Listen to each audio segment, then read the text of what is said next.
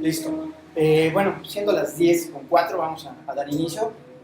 Voy a tomar unos 10 minutos, pues si tienen algunas dudas y conocernos, que sea, yo los conozco a ustedes y ustedes me conozcan a mí, y a las 10:15 más o menos ya nos arrancamos, ¿sí? Durante el periodo de todo este rollo, el que tenga dudas, no nos esperemos hasta el final, porque si son como yo cuando voy a platicar, ya pues ni me acuerdo qué voy a preguntar, ¿no? Y bueno, le pregunto después, pues ya después ya ni me acuerdo, ¿no? O ya perdí el hilo. Entonces yo no tengo ningún problema en que me interrumpan, resolvemos la duda y adelante. Pregunten, ¿sí? No les vaya a pasar a veces lo que me pasa a mí cuando voy a estudiar esos temas, que digo, Dios mío, esto, o sea, no entiendo y no pregunto, ¿no? Yo afortunado o desafortunadamente soy muy autodidacta, entonces o medio pregunto, tengo la duda, la apunto, voy y la estudio, ¿no? La duda es el principio de todo conocimiento, dicen, ¿no? Pero aquel que no tiene dudas, si ahorita alguien llega y me habla de física cuántica, me habla una hora, Gerardo, adelante, y alguien me pregunta, oye, ¿tienes dudas? Y no tengo dudas, pues sí no entendí nada, ¿no? Entonces, para que yo tenga dudas, primero tengo que conocerlo, ¿estamos? Nada más como introducción para que vean de qué está hablando ella.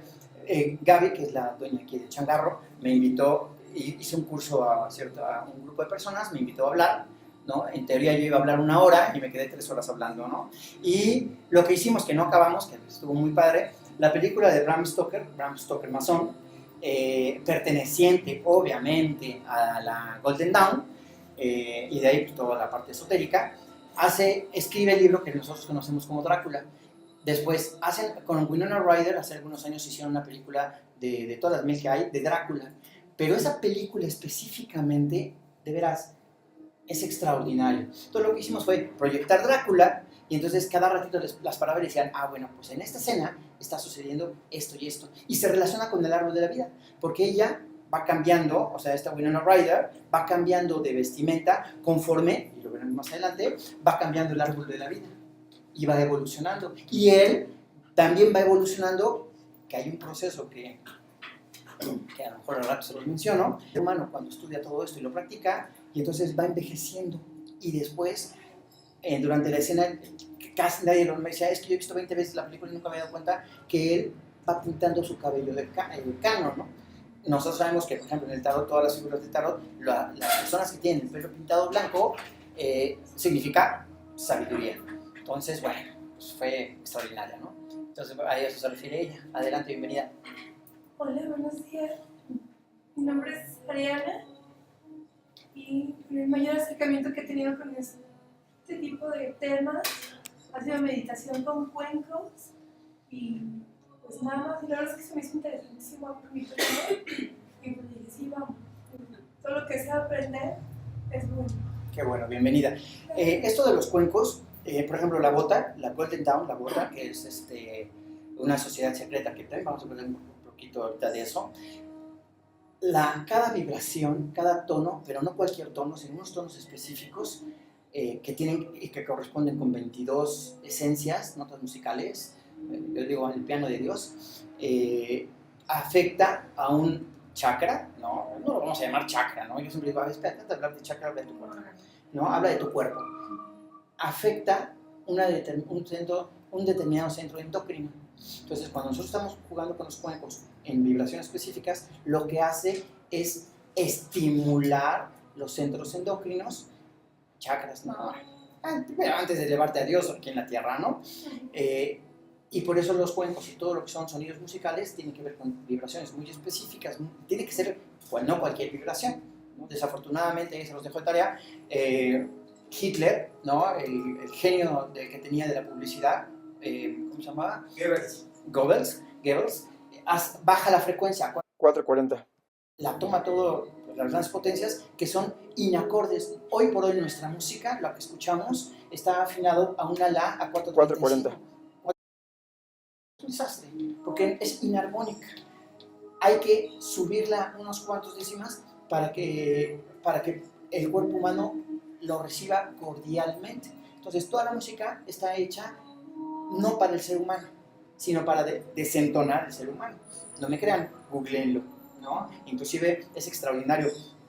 Hay tonos en Facebook, está una música, no importa cuál, varias músicas, y te la ponen en 432 o en 435. Yo cuando me la pusieron dije, pues, yo la escucho igual, pero siento más bonita esta. Ah, mira, 432. Otra, pues a mí me suena igual, pero sentí más bonita esta. Ah, pues mira, 432. Y dices, ver para creer, ¿no? Es como las frecuencias de sanación, ¿no? Es que estas frecuencias de sanación no son de sanación, son frecuencias armónicas a los centros endócrinos. Entonces, claro, preciosa, ¿cómo estamos? Bienvenida. Entonces, armoniza todo eso, ¿no? Entonces, es padrísimo todo lo que sea con cuencos y eso. Wow. Bueno, yo soy Marlene, yo soy, estudio con Gaby. Yo tuve la suerte de estar en el plenario. De lo de la película. Y bueno, a mí no me hables de usted porque ya me siento sobre viejito. De por sí estoy pasando la crisis de los 20. Estamos igual. Entonces, por favor. Bueno, ahí tuve el gusto de conocerte. A mí siempre me ha llamado la atención, pues, como que lo oculto, lo místico. Y pues, la razón de estar aquí es aprender, ¿no? No conozco más que lo que yo llego a ver en YouTube. Y pues, lo que yo vengo es a abrir, a quitarme todos los paradigmas y a poder abrir mi cabeza, aprender a usar la palabra, a aprender lo más que se pueda para lograr la magia. Ok, acabas de tratar dos puntos importantes extraordinarios. Uno, aprender a usar la palabra. Vamos a ver al ratito que eso pertenece a un estadio de conciencia impresionante que se llama HOT en el árbol de la vida y que tiene que ver con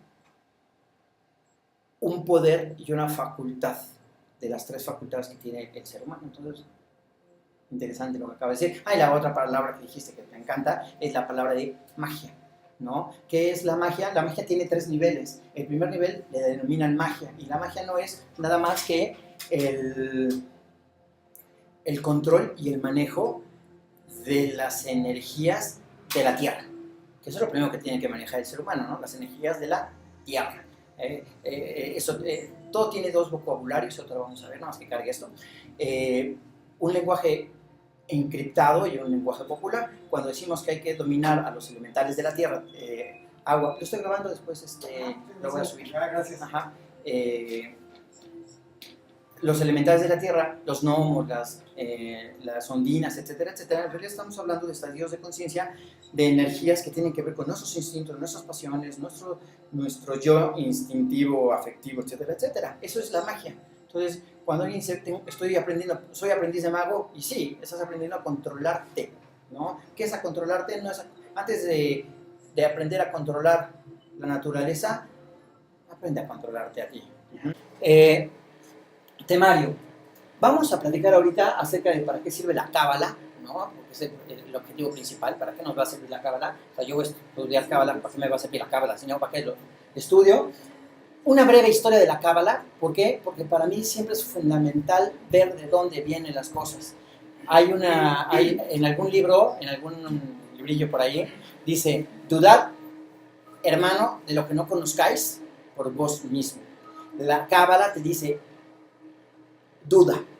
La cábala tiene un hermoso concepto que le llaman fe. Ellos, en la tradición judía no existe el término fe. El término fe, cuando se hace la Biblia y se pasa a la Septuaginta, estamos hablando cuando se pasa al griego, la palabra fe no existe. La fe es un término cristiano malentendido. En realidad, como no existía el término fe, los traductores del hebreo al griego lo tradujeron como fe, pero en realidad es un concepto que se llama emuná. Y es extraordinario, después lo vamos a ver si nos da tiempo u otro día, porque habla de certeza. O sea, yo no tengo fe porque creo en un Dios, no. Yo tengo fe, emuná, porque estoy seguro que existe. Y está bien, no creo, estoy seguro. Entonces el concepto de fe para ellos que es emuná. Emuná. Aparte, bueno, después lo veo. Si ven que me empiezo a desviar, regrésenme al carril. ¿Sí? Capítulo 3, ¿qué es y para qué sirve el árbol de la vida y su relación con la cábala? Y después el capítulo 4, mi pareja ideal. ¿Qué es la pareja? Y lo vamos a ver desde un aspecto muy, muy cabalístico para que vean cómo se aplica, ¿sí? y cómo se maneja esta sabiduría esotéricamente, que efectivamente después vamos a ver aquí en la parte de la historia, que no es para todos. Y bendito sea Dios, qué bueno que no es para todos. ¿Por qué le llaman esotéricamente? ¿Cómo? ¿Por qué dices esotéricamente? Porque es un conocimiento que ha sido guardado durante mucho tiempo. Ahorita lo voy a platicar. Esoterismo es eso. Lo que hoy es esoterismo, en el año, mañana va a ser exoterismo. Si yo hace 500 años en la Plaza de España hubiera hecho una maqueta de plastilina con el sol en el centro y los planetas girando, en menos de 4 segundos me hacían fogata.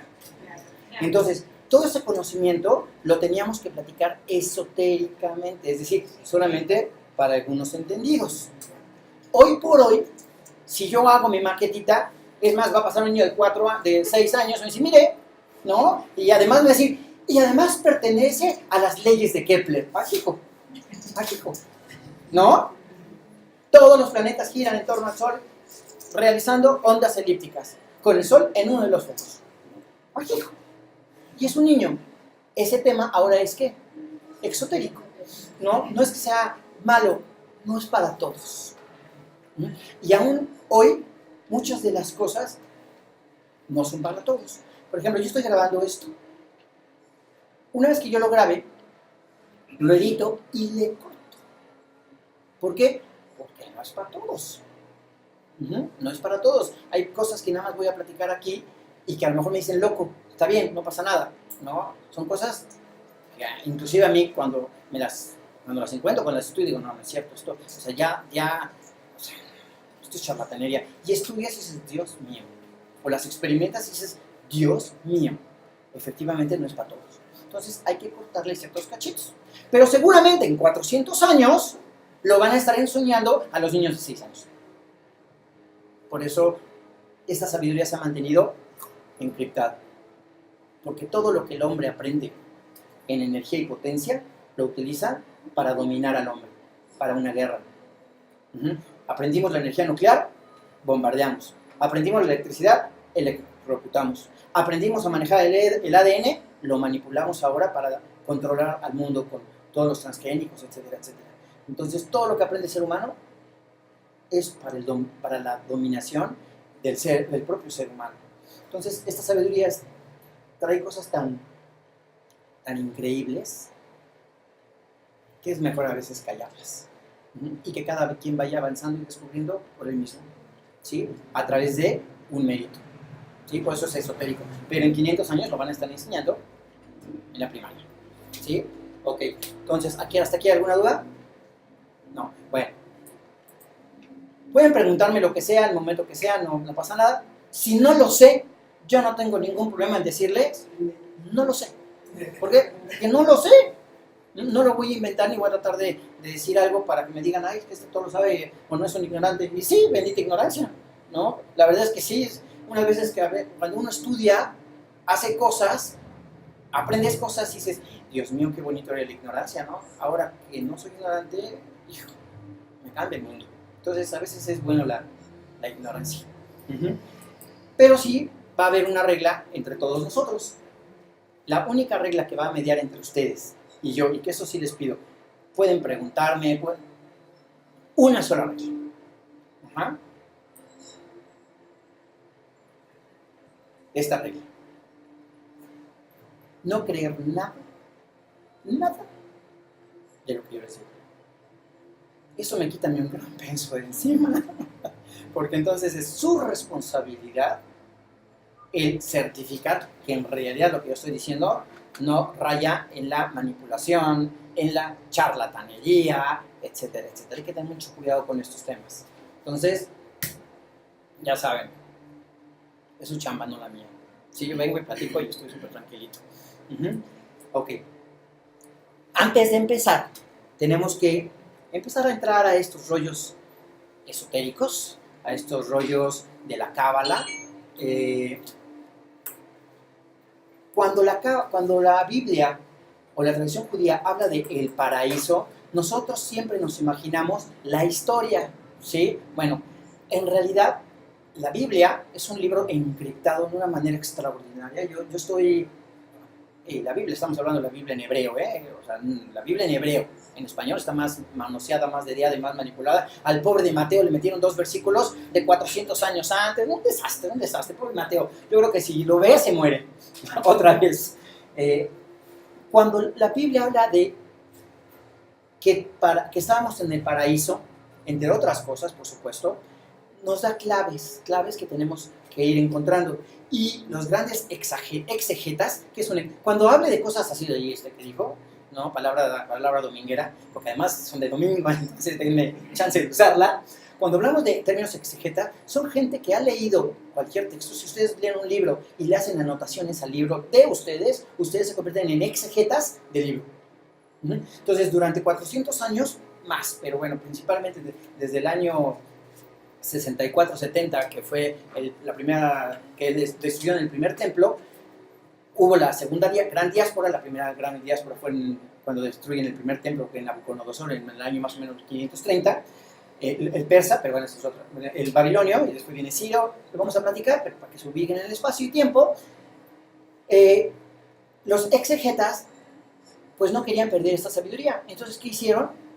Escribirla. ¿Estamos de acuerdo? Esos escritos son parte de lo que después se va a conocer en la tradición judía como el Talmud, la Mishnah y la Gemara, que son, entre otras cosas, escritos. Alguien tiene que traducir esto. Indudablemente que la Cábala hay que irla traduciendo. Alguien tiene que llegar, ponerse a rayar el lápiz, y después llegamos nosotros, estudiamos la fuente, y además se han quemado las pestañas miles y miles y miles de grandes sabios. Entonces, estos términos exegetas nos van a hablar de que la palabra paraíso, en realidad en hebreo se le llama Pardes. Cuando hablamos del Pardes, hablamos del paraíso. Dice la Biblia que nosotros tenemos que regresar a retornar al paraíso, al gran Edén, ¿ok? Borren eso de su mente, y en realidad lo que está diciendo es que la palabra paraíso, Pardes, la palabra Pardes viene, Pardes traducido, ¿qué significa? Paraíso. No se preocupen, la presentación tal cual se las doy, y después si quieren reproducirla, por favor háganlo, y si la quieren después usar para dar con ustedes, pues para eso es. Yo esta clase no la vuelvo a dar, tan. ¿Por qué? Pues porque la grabo, la subo, y hay tantas cosas de qué hablar que vale la pena pues, ir. Y además ese conocimiento siempre tiene que ser compartido. Siempre. Yo te los voy a platicar adelante de eso, pero siempre. Entonces, el chiste se trata de dar, no de recibir. El secreto está en el dar, no en el recibir.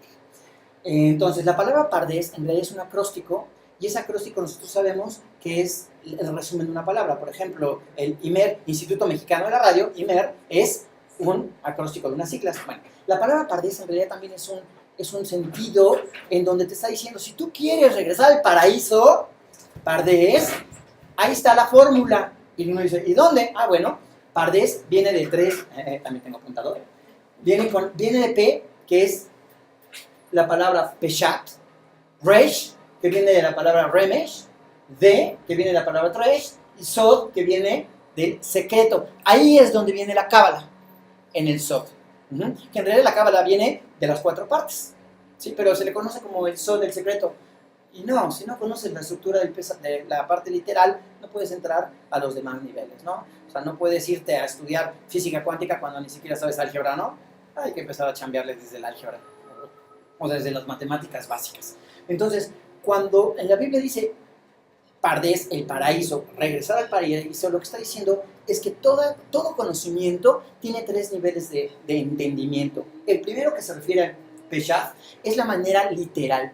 Ustedes agarran cualquier libro, ¿sí? La Biblia, vamos a poner, el Talmud, o cualquier devota de la Golden Dawn, de Aleister Crowley, de cualquier tema raro o esotérico, y lo van a tener que entender dentro de 4 niveles. Pardes. El primer nivel se refiere a Peshat, que es el sentido literal. Así, agarro y lo que me diga está bien. Eso es Peshat, ¿ok? Esa es la primera forma. La Iglesia Católica, al igual que muchas religiones, se han quedado en el Peshat para manipular a la gente. El siguiente lenguaje es Remesh. No sé, les voy a platicar una historia. Esta forma de transmisión del conocimiento, hablando del término de Cábala, lo dan a través de lo que ellos denominan Ágada, con H, Ágada. ¿Qué es Ágada? Relatos, historias, porque muchas veces una historia me da conceptos muy profundos. Entonces, esto de Remesh lo voy a platicar. ¿Qué significa Remesh? Un día estaba un monito echándose una chela, muy contento, fría, en el rayo del sol, y llega uno de sus alumnos y le dice: oye, carnal, ¿por qué a ellos les hablas en parábolas? Y entonces dice: porque ellos, viendo no ven, y escuchando no escuchan. Porque a ellos no les ha sido concedido entrar al reino de los cielos. Pero a ustedes, eran 12 chamacos, 12 de sus alumnos, conchen, pero a ustedes sí les ha sido concedido. ¿Estamos? ¿Qué significa? Que Remesh es el sentido de la parábola. Este sentido de parábola es: te estoy diciendo una cosa para que tú entiendas otra. ¿Estamos? Un nivel superior, y el nivel de Drash, ¿sí? Hablando de Cábala, ya tienes que saber todos los textos en hebreo. Bueno, la Biblia en hebreo está, y no solamente la Biblia, sino otros libros que después vamos a ver, están codificados. De tal manera que uno los lee y dice: bueno, sí entendí. Después me voy a ver Remesh, la parte parabólica, y bueno, y uno tiene que explicar la parábola. ¿Estamos? Pero Drash ya tiene que tener un análisis. Este análisis se va a dar bajo 3 conceptos. Uno, la gematría. Todas las palabras en hebreo, todo el abecedario en hebreo son números. Ellos no tienen números, tienen letras, y las letras son números. La A, 1, la B, 2, la C, 3, y por decir algo. ¿Estamos de acuerdo? Ahorita vamos a ir afinando. Entonces, lo que nosotros, hubo un monito, que era un genio, ¿no? En el año más o menos 550, más o menos. Y entonces, como su papá tenía lana, pero además el chavito era un problema para el dictador en ese momento, de su pueblito. El papá dijo: bueno, te quedas aquí, te van a dar chicharrón porque hablas demasiado, agitas mucho a la gente. Se dice que tenía 18 años este changuito. Y entonces le dice: vete a conocer el mundo. Y entonces pues él agarra su mochila, ¿no? Y se va y llega por ahí. Conoce a un Tales de la ciudad de Mileto. Tales de Mileto. Y estudia con Tales de Mileto y con los otros 2 monitos que eran sus estudiantes de Tales de Mileto, que es Anaxágoras y Anaximandro, exactamente. Entonces, después se aburre, después de muchos años, y Tales le dice: chavo, ya no estaba tan chavo, vete a estudiar a la fuente. ¿Dónde está la fuente? La fuente está en Egipto. Entonces regresa con el papá, le hace una carta porque el papá era poderoso, ya saben, las influencias siempre han habido. Se va a Egipto, es todo un show ahí, estudia en Egipto. El chiste es que después, en la destrucción de uno de los templos, entra Nabucodonosor, se lleva a la gente perteneciente en Judea, se la lleva a Babilonia, y entre los que agarra, pues agarra ¿a quién creen? A Pitágoras. Y ahí va Pitágoras y estudia de esclavo, pero se dan cuenta las facultades que tiene de conocimiento, y entra a estudiar con los magus, porque también hay un desarrollo persa ahí con Mitra, y bueno, esa es otra historia. Pero el chiste es que este Pitágoras tiene, después de ahí, yo digo, la historia dice que después se va regresa a Grecia y funda una escuela. No, yo creo que se fue, no dijo: bueno, pues todavía tengo tiempecito, tengo 50 y tantos años, me voy de mochilazo aquí al ladito, a Nepal, y en Nepal conoce a un monito que estaba ahí también en un Oxxo tomándose unas cervezas. Yo creo, dice la historia, yo creo que se conocen, se toman unas chelas, platican, se intercambian cosas, y regresa a Grecia. Este monito que estaba en el Oxxo echándose una chela y que seguramente tuvieron algún contacto era Sagismunda. Hasahismundi, es decir, Buda. ¿Estamos de acuerdo? ¿Por qué? Porque la filosofía de Pitágoras tiene mucho que ver con el hinduismo, con el budismo, muchísimo, muchísimo, muchísimo. Entonces se cree históricamente que pudo haber tenido no solamente contacto con los egipcios, no solamente contacto con los hebreos, no solamente contacto y aprendizaje de los babilonios, sino también con Buda. Y desarrolla una rama de entendimiento filosófico que hoy por hoy nosotros llamamos numerología. ¿Estamos de acuerdo? Cuando hablamos de numerología es una rama pitagórica de este conocimiento, pero en realidad cuando hablamos del hebreo estamos hablando de la gematría.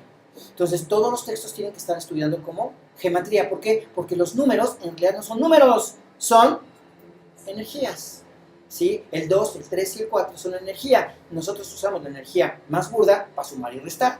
Pero si vamos elevando, en realidad estas energías son estadios de conciencia. Y arriba de los estadios de conciencia, esta energía es inteligencia. Y se trata de inteligencias. El 2, el 4, el 6 son inteligencias. Por eso los números no es que estamos viendo un número. Al final, la parte 4 de la pareja, voy a utilizar gematría para analizar las relaciones de pareja. ¿Sí? Gematría. Y van a decir, wow. O sea, claro, hay que entender cómo funciona esta energía a través de las palabras, de la comunicación, para poder entender lo que no vamos a encontrar en ningún libro. Y además lo vamos a leer. O sea, voy a poner un texto, lo vamos a leer y vamos a utilizar una técnica de enseñanza en donde vamos leyendo un texto y yo le voy echando ganitas para ver, para decirles qué es lo que hay abajo de ese texto. ¿Sí? La parte esotérica del texto. ¿Ok? Eso estamos entrando a Drash. Entonces, el Drash es el nivel de análisis que ya vimos que va a utilizar el conocimiento y el manejo de esas inteligencias, de esa gematría, que vulgarmente la gente lo conoce como números. ¿Estamos de acuerdo? Pero hay otras dos técnicas. Esas dos técnicas de análisis se llaman Temura y Notaricón. ¿Qué significa? Que dentro de la palabra, y lo vamos a ver también, dentro de la palabra hay secretos. Las palabras se forman de letras y de las letras se pueden hacer permutaciones. Y esas permutaciones nos traen contextos. Así como un ser humano tiene cuerpo, alma y espíritu, una palabra tiene cuerpo, alma y espíritu. Y hay que saberlo encontrar. Ese conocimiento es lo que se ha denominado la temura y el notaricón. Porque esa es la palabra, pero en la palabra también hay una oración. En esa oración también existen secretos. Es increíble cuando uno estudia esto. O sea, de veras, yo soy la persona más atea del mundo, pero de veras, cada vez que digo no, ¿cómo puede haber? Yo creo que hoy por hoy no existe una computadora que le cree con 22 sigilos, con 22 símbolos, una estructura tan extraordinaria de conocimiento. O sea, es impresionante. Si la Biblia la hizo Moshe a través de que bajó del zarzal y bla, bla, bla, o fue por inspiración divina, o cualquier otra cosa, lo que sí es cierto es que hay algo más. Yo hoy definitivamente le llamo Dios. ¿Estamos de acuerdo? No es un Dios antropomórfico como nos lo han vendido, y lo hemos comprado re bien, ¿no? De hecho, no hay mejor empresa que esta que ha durado 2000 años, ¿no? ¿Qué empresa ha durado 2000 años? Ninguna, ¿no? Ninguna. Y finalmente, si entendiste la parte del Peshat, la parte literal, si entendiste la parte del Remesh, la parte de la parábola, si entendiste el sentido de la estructura, de la gematría, del notaricón y de la temurá, entonces y solamente entonces, chance, puedas acceder al secreto. Nada más. Por eso, para algunos en alguna escuela iniciática, por ahí, siempre a mis compañeros les digo, a ver, si te están diciendo que hagas un trabajo sobre el lápiz, habla del lápiz. No vaya, no, es que el lápiz te hace la inspiración divina. Habla del lápiz. ¿Qué es un lápiz? ¿Para qué funciona? ¿Cómo está hecho? ¿Qué diferencia hay de un lápiz y una pluma? Es decir, busca ¿qué? Peshat. Porque si haces bien tu tarea, puedes pasar al Remesh, que también es la parte filosófica y ética. Y si lo haces bien, entonces solito vas a llegar al Drash, a analizar qué es un lápiz. ¿Y por qué se empieza a estructurar y no se escribe como reloj, sino como lápiz? Y si hiciste bien tus 3 chambas, la parte del SOT, del secreto, se te va a revelar. Ni le busques. No andes alucinando, no, es que la parte esotérica y filosófica. A ver, bájate. Bájate, carnal. Bájate de tu nube. Las cosas como son. Y a partir de ahí, si haces bien las cosas, vas subiendo hasta llegar al secreto. ¿Estamos de acuerdo? Pero dentro de todo, ya vimos que Peshat, entonces, que Pardes tiene 3 sentidos simbólicos que me están diciendo que yo voy a poder retornar, vamos a hablar parabólicamente, Remesh, voy a poder retornar a la sabiduría del Creador y entrar en el paraíso a través de estos 4 niveles. Pero ahí les va un secreto de secretos. ¿Cuántos niveles hay? Pues no. ¿Y cuántos me dice que existen en Pardes? 4. Pues no. Hay uno oculto. Hay uno oculto. Aunque tú logres encontrar el SOT, el secreto, que le llaman entrar al misterio, dentro del misterio que tú reveles, aún así estás chiquito. ¿Por qué? Porque te falta un nivel. Son 5. Ese nivel se llama Rasim Setimim, que significa misterio oculto. ¿Y de dónde viene? Bueno, no me voy a extender porque ese es otro rollo, ¿no? Porque si no se me va el tiempo. Pero a lo que refiero es que hay que llegar al primer nivel, segundo nivel, tercer nivel, cuarto nivel y brincarle al Rasim Setimim, que no es para todos. Y además, una vez que lo encuentres,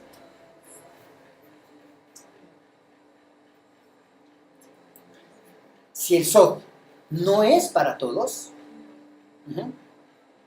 Rasim Setimim, una vez que sepas de qué se trata, para ti, no para nadie más. Hasta ahí se acabó. Y a partir de ahí empieza otro proceso. Pero ese secreto, eso ya no puede ser revelado. Aunque quisieras, no podrías. Rasim Setimim, el 5º nivel del Pardes. Inclusive, dentro del Pardes está oculto. No está oculto, hay que chambearle para encontrarlo. ¿Sí? Está ahí, en hebreo. Pero es otro nivel, es un 5º nivel. En donde cuando lo encuentres, y ya no es como el SOT, que solamente es para petit comité. No. El 5º nivel es... Bien. Porque cuando lo encuentras, es para ti. Es lo que vas a encontrar que te va a religar. Religión es religare. Yoga significa unión. Habrás encontrado la verdadera religión, habrás encontrado la verdadera unión, la comunión. Pero todo se da a través de un esfuerzo. Y además hay leyes que entrando a ese nivel aprenderás del por qué hay que aprender a callar. Si los 4 niveles hay que ser muy sigilosos, ¿a quién le damos este conocimiento? No te preocupes. En el 5º nivel es un nivel para ti. Es el premio por lo que has trabajado. Al Rasim Setimim, exactamente. Si no llegas en esta vida, no te preocupes. Tienes varias. Borrón y cuenta nueva. ¿Sí? Porque además, que se trata de, le llaman Gilgulim, que es el retorno de las almas. Pero bueno, todas las preguntas, háganmelas. ¿Estamos de acuerdo? ¿Quedó más o menos contestada? Sí, sí, ¿No? sí. Eso es importante. Es final, ¿verdad? La primera. ¿Cómo? Esa letra es Ajá. final. Sí, es final, ¿verdad? Esa, la hebrea. No, pero bueno, te la voy a contestar. Y es bien fácil. Porque aparte del hebreo, por lo menos empezar a jugar, nos da muchas posibilidades. Oye, y si quiero entrar al Trash y al Sot y al Setimim, ¿tengo que aprender hebreo? Yo siempre he dicho que Dios tiene dos maneras de comunicarnos su sabiduría. Uno es bajo el slang. ¿Qué es el slang? Pues el lenguaje popular de Dios. Uh-huh. El lenguaje popular de Dios significa que es un lenguaje muy rico popularmente.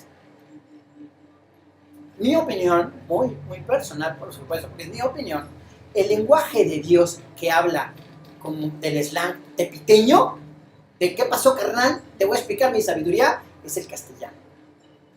Uh-huh. El castellano tiene en su estructura unos secretos extraordinarios, pero si quiero hablar con Dios en un lenguaje así más nice, tengo que hablar A, hebreo, un lenguaje sagrado, B, el sánscrito, ¿sí? Porque hay 3 lenguajes sagrados, uno que se da a Occidente, otro que se da a la India y otro que se da hacia la parte de China, Japón, etcétera, etcétera. ¿Estamos de acuerdo? Entonces tienes que aprender uno de esos 3. Oye, y si todavía no estoy para aprenderlo, no te preocupes. Eso es de a pasitos. Y si no es en esta vida, es en la otra. Pero de todas maneras, tarde o temprano, tendrás que hablar con Dios en su lenguaje. Pero mientras el castellano es extraordinario. Pero además, puedo aprender muchas cosas en hebreo, las letras en hebreo, y empezar a bajar información. Lo que me empieza preguntando es si esta letra es final. Esta. Ajá. Ok, esta letra es final. No puede ser final en el hebreo, y van a ver después por qué. Se escribe de derecha a izquierda. Los griegos fueron los que empezaron a escribir de izquierda a derecha, y de ahí se nos pasó a nosotros. Entonces, se escribe de derecha a izquierda. La palabra peshat es peshat, empiezo aquí y termino acá. Ojo, en estos lenguajes sagrados no existen las vocales. A, E, I, O, U no se escriben. ¿Por qué? Mantras como A, I, O, A, U, Me. ¿Por qué las vocales no se escriben? Sí. Inclusive, para ciertas entidades se tiene que ocultar cierta información. Y hay mantras muy poderosos que se dan a través de las vocales, que son A, E, I, O, U, que son 5, que tiene que ver con 5 centros sagrados, o 5 chakras, o 5 la pituitaria, la hipófisis, centros endocrinos, pero faltarían 2. En realidad no son 5 vocales, son 7. Hay 2 ocultas. Solamente hay 5, que nosotros conocemos, A, E, I, O, U, y existen otras 2. Y los mantras tienen esas 2. Ajá, que eso sí. Si de aquí se van y he sembrado la duda filosófica en ustedes, con eso valió. Valió para mí la pena. ¿Por qué? Porque si no, mira, oye, y entonces ya lo googlean y lo empiezan a investigar y está bien, por ahí. Digo, el chiste es sembrar esa duda en ustedes. La palabra entonces la voy a escribir de aquí para acá. ¿Estamos? Esta significa que peshat no tiene, peshat aquí, no tiene la A escrita y no tiene esta A escrita. Por lo tanto, si yo quiero escribir peshat en hebreo, nada más voy a escribir ¿qué? La P, la S y la H es una sola letra, y la T, nada más. ¿Estamos de acuerdo? Esta valor es la P, que vale ¿cuánto? 80. Carta del tarot, por allá, que me digan. ¿Cómo? 14. La torre. 16, 6 y una 7. Estamos de acuerdo. Es la carta 14. ¿Estamos de acuerdo? En el tarot. Entonces, esta, perdón, la carta 16, la torre. Entonces, esta es la letra P. De peshat. ¿Cuál seguiría? Okay. La SH para nosotros es Shin. Shin es la carta número 20. ¿Estamos de acuerdo? La carta 20 es la letra Shin. Y la última es la letra ¿qué? La T. La T de Tito. ¿Estamos de acuerdo? Entonces, esta letra T, hay 2. Una que es TH y otra que es T solita. La T solita sería TAP y la TH sería TET. ¿Estamos de acuerdo? La TAP sería la carta de Saturno, la carta 21, y la TH sería la carta 8 a la fuerza. 8 a la fuerza. ¿Estamos de acuerdo? Por lo tanto, aquí tengo la letra P, tengo la letra Shin y tengo la letra T. Ahora, respondiendo, la letra T no es una letra sofit. No puede ser al final modificada. Solamente existen, en el hebreo existen 22 letras, pero 5 de ellas, si se ponen al final, se escriben diferente. Es por la ubicación de la letra. Ajá. 5 letras, si se escriben al final, se escriben diferente. Por ejemplo, la kaf, ¿sí? Si se escribe al final, suena y se escribe sofit, es decir, diferente. ¿Estamos de acuerdo? La mem se escribe diferente. La nun se escribe diferente. La p se escribe diferente. La p y tzade se escribe diferente.